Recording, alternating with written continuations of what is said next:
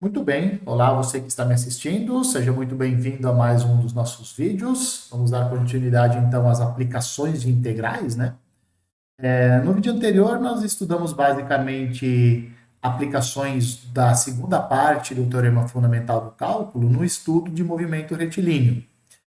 Só que lá o estudo ele foi bastante limitado.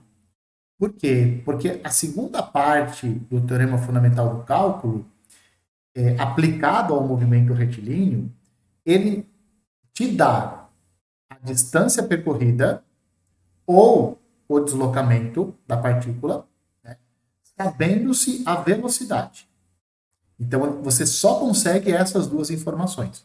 Você não consegue nada mais do que isso. Deslocamento, distância percorrida.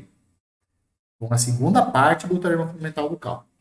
Se você quiser fazer uma análise um pouquinho mais aprofundada, vamos dizer assim, do movimento da partícula, não só a posição, não só a variação da posição ou a distância percorrida, se você quiser fazer uma análise mais grossa, ou uma análise mais fina, você precisa da função posição.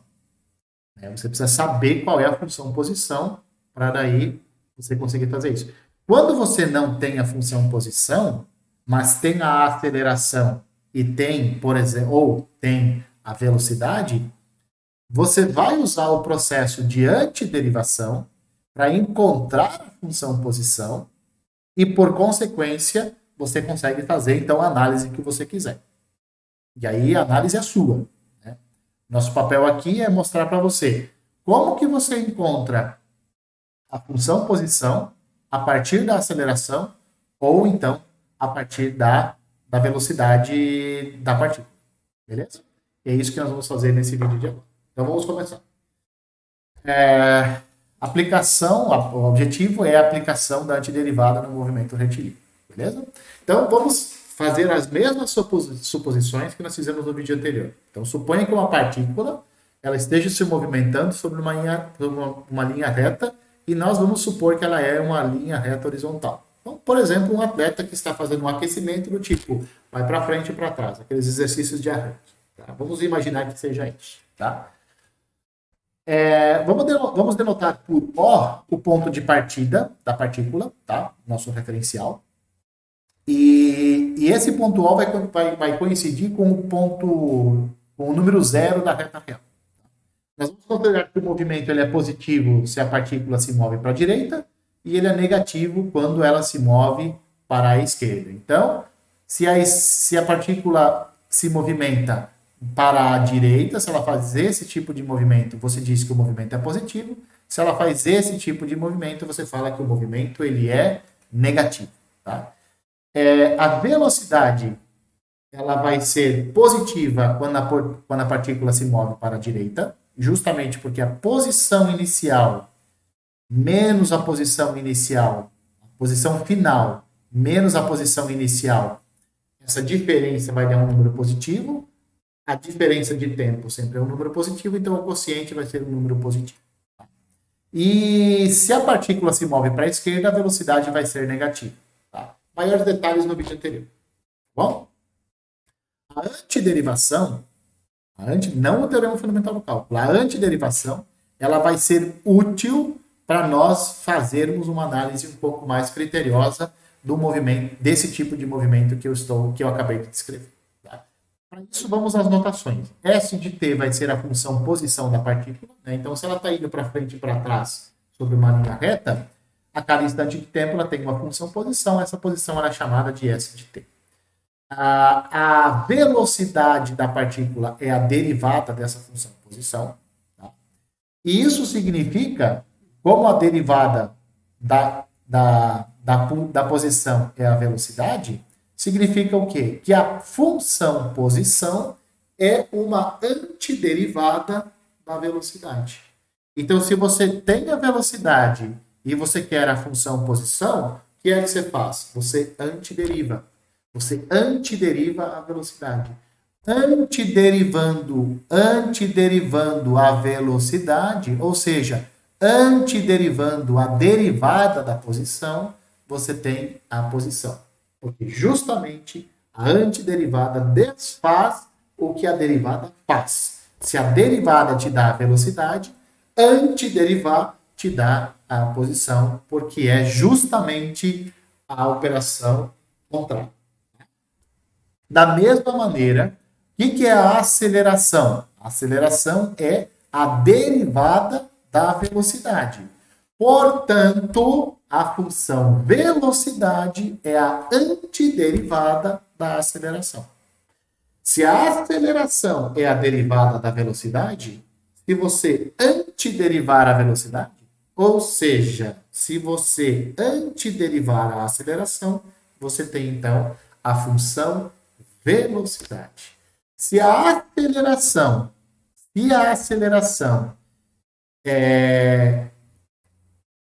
e a velocidade iniciais são conhecidas, então a função posição ela pode ser determinada integrando-se ou antiderivando-se duas vezes a aceleração. Tá? Então, se você conhece a aceleração e você conhece a posição inicial e a velocidade inicial, se você tem esses três fatores, se vocês têm esses três valores são conhecidos, a aceleração, posição inicial e velocidade inicial, se você conhece isso, então você conhece a função posição antiderivando duas vezes.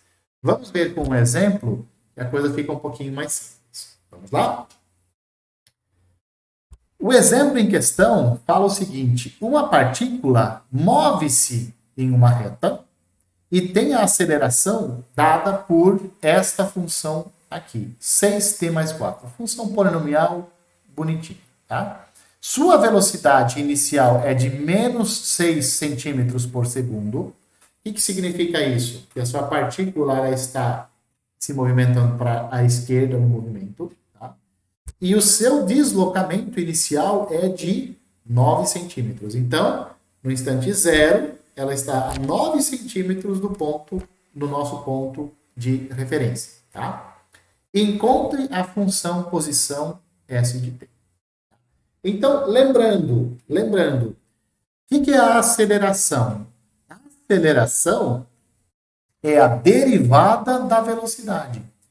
Então, eu sei a derivada da velocidade. Se eu quero saber a velocidade, o que é que eu vou fazer? Eu vou antiderivar a aceleração.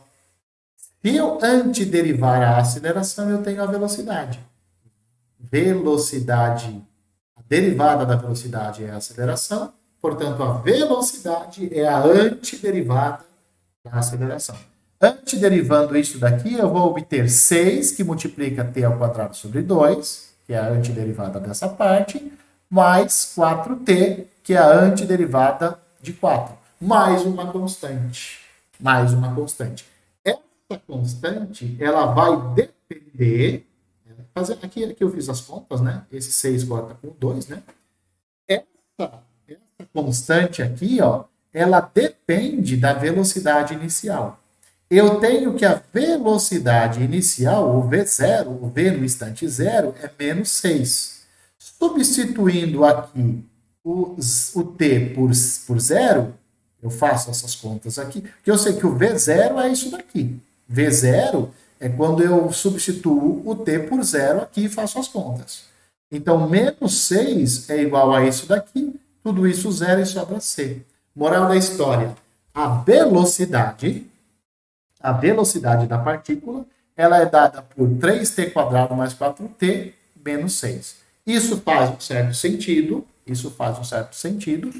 Por quê? Porque você precisa saber, porque você tem que, inicialmente, a velocidade é menos 6. Se você trocar essa constante aqui simplesmente por zero, a hora que você fizer as contas aqui para t igual a zero, você não vai obter menos 6, você vai obter zero. Então, a constante, ela depende da velocidade inicial, da velocidade no instante zero. Tá certo? Então, nesse caso, é importante a sua constante na antiderivação. Tá certo?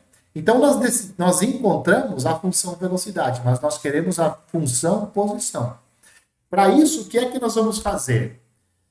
O que nós sabemos? A velocidade é a derivada da posição. Para descobrir a posição, eu preciso encontrar uma primitiva, uma antiderivada da minha função velocidade. Se eu antiderivar a derivada, ou seja, se eu antiderivar a velocidade, eu tenho a posição. Então é isso que nós vamos fazer. Vamos antiderivar isso daqui. A antiderivada de 3t ao quadrado é 3t ao cubo sobre 3. A antiderivada de 4t é 4t ao quadrado sobre 2. E a antiderivada de menos 6 é menos 6t. Aqui fala mais d, né? Mais d, que é aquela constante que eu já falei para você que você vai esquecer. Tá? Mais d. Aqui você faz as contas, esse 3 corta com esse 3, o 4 corta com o 2, sobra 2, menos c mais d. Tá? Como é que você vai descobrir qual é o valor de d? Aí você vai usar o fato da sua posição no instante zero ser 9. Ó. Aqui, ó. A posição inicial está em 9 centímetros, né? Então, o S de 0 vale 9.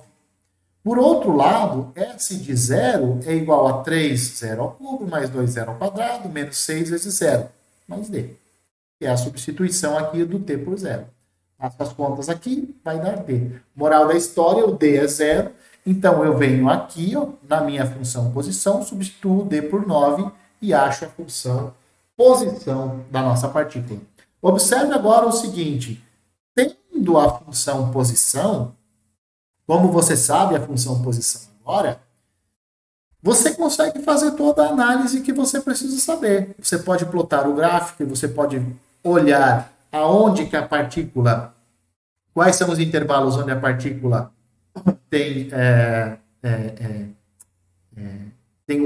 a posição crescendo, aonde é que a posição está decrescendo, né? Qual é a posição máxima, qual é a posição mínima dentro de um intervalo e assim por diante. Tendo a função, o céu é o limite, você pode fazer a análise que você quiser. Beleza? Compartilhe o vídeo, inscreva-se no canal e enquanto isso eu vou esperar que você me veja nos próximos vídeos.